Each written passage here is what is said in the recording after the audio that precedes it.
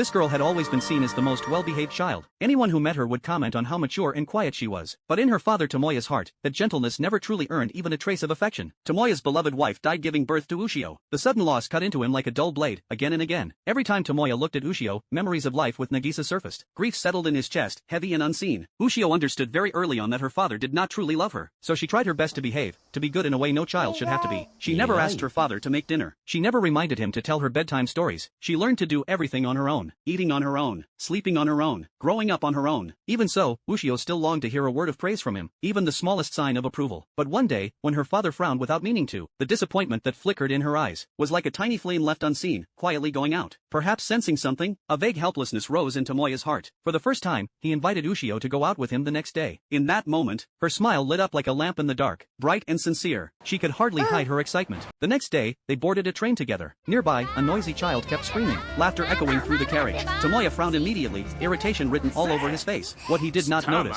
was how that brief expression sparked fear deep in Ushio's heart. As the train swayed, Tomoya noticed Ushio standing alone outside the restroom. Her eyes were red and swollen from crying. He finally spoke, breaking through the shell of strength she pretended to have. Ushio explained timidly that her grandmother had told her the only place she was allowed to cry was the bathroom. Before she could finish, Tomoya cut her off. In that instant, the distance between them grew once more. After getting off the train, Ushio's sadness still clung to her like a shadow. Tomoya took her to a convenience store, hoping to buy her a toy to cheer her up. When he saw her hesitate in front of the shelves, he made the choice for her, placing a robot in her hands. Ushio took the toy, and at last, a smile appeared on her face. On the ride back, she held the robot close, gently playing with it, as if it were the most precious thing in the world. But Tomoya could see through her immediately. He said he knew she did not actually like the toy. Ushio shook her head quickly, insisting that she loved it. Yet that insistence was as fragile as paper. When they arrived, Tomoya led her into a sea of golden sunflowers. Ushio seemed touched by magic, running into the flowers, spinning in circles with the toy in her hands, her laughter drifting softly with the wind. Tomoya leaned under the shade of a tree,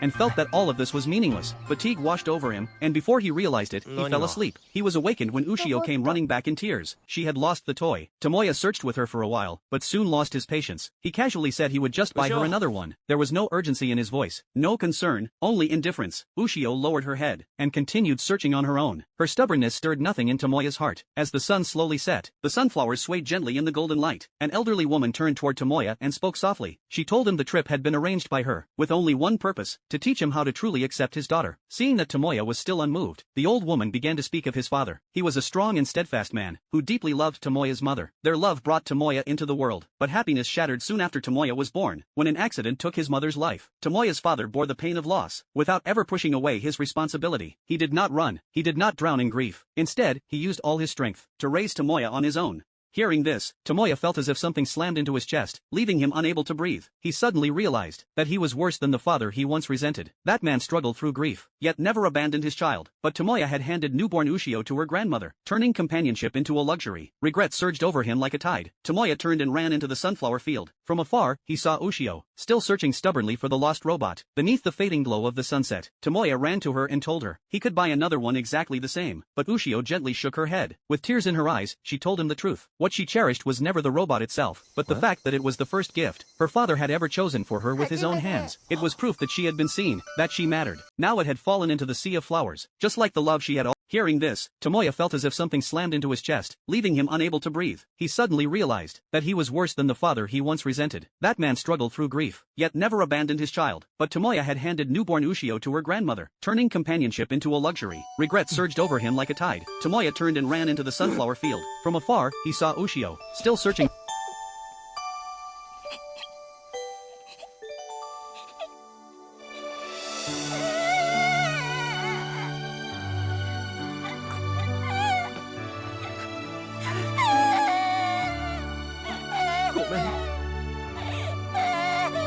Cô bé